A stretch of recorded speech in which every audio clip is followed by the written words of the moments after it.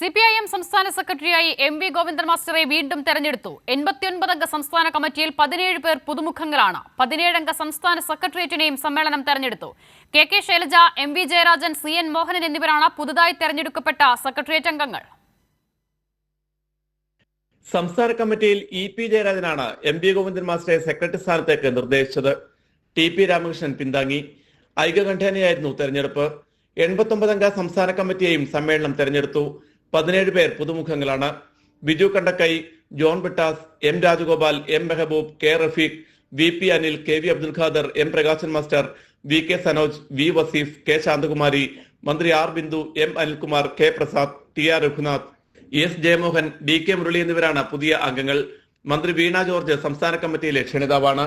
Pinarayi Vijayan, MV Govindan master, EP Jayarajan, KK Shailaja teacher, TM Thomas Isaac, TP Ramakrishnan, KN Balagopal, P Rajeev, KK Jayachandran, VN Vasavan, Saji Cherian, M Swaraj, Muhammad Riyas, PK Biju, Puthalath Dineshan, MV Jayarajan, CN Mohanan എന്നിവരാണ് secretariat അംഗങ്ങൾ.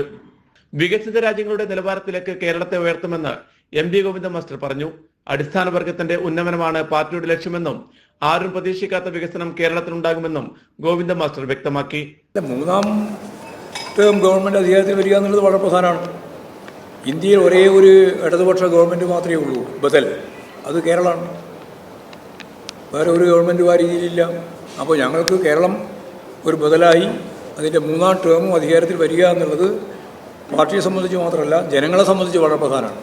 April മാസത്തിൽ മധുരയിൽ നടക്കുന്ന party Congress പ്രതിനിധികളായി 175 പേരെയും സമ്മേളനം തെരഞ്ഞെടുത്തു. 5 അംഗ കൺട്രോൾ കമ്മീഷനെയും സംസ്ഥാന സമ്മേളനം തെരഞ്ഞെടുത്തു.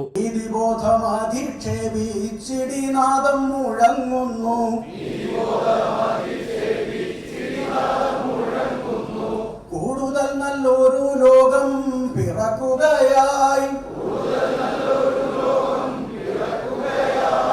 ഉണർന്നുപോയി ഭൂമണ്ഡലം ഉയർന്നു കാണുമാറായി, പുതിയതായിടുമടി തറയൊന്നിന്മേൽ. കൊല്ലത്ത് നിന്നും PV കുട്ടൻ.